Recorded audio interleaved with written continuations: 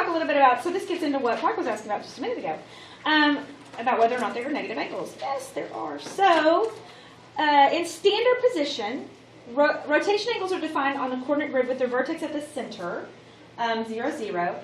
And standard position is with the rotation angle, the initial side of the rotation angle lies right here. So, the rotation angle starts on the x-axis.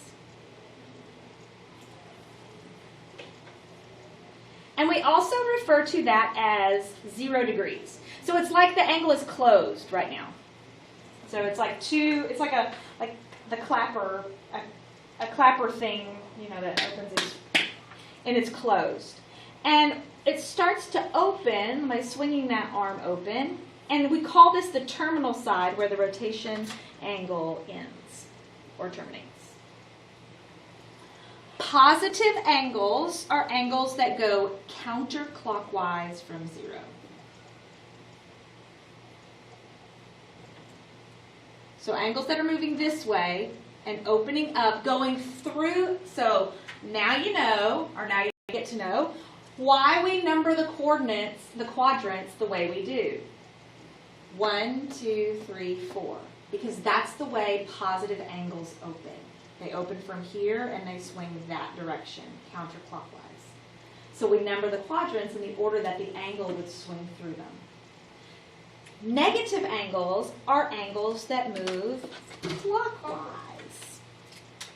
So angles that go this way are negative.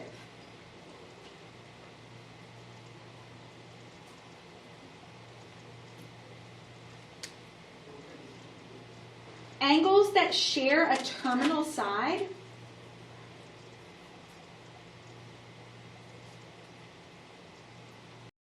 stop at the same location.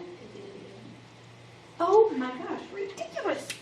I mean, it's like not even 5 minutes or something. Why is it doing that? Ooh.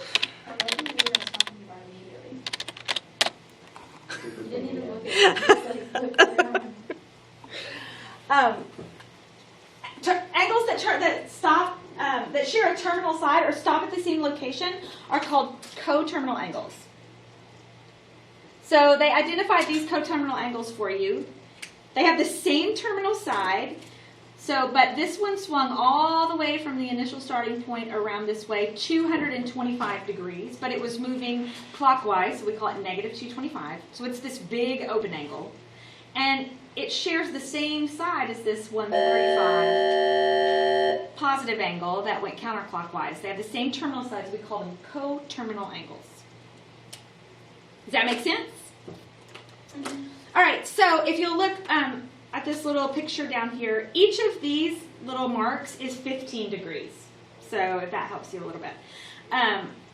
We're going to draw in the angles that they're measuring and label the terminal sides of the angle, and then tell which quadrant or axis the terminal side lies on. If it ends on an axis, that's not in a quadrant.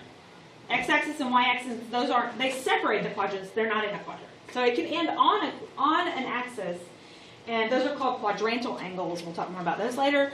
But so if it ends on one of those, it's not in a quadrant. So take a second and label those. I'm going to stop this.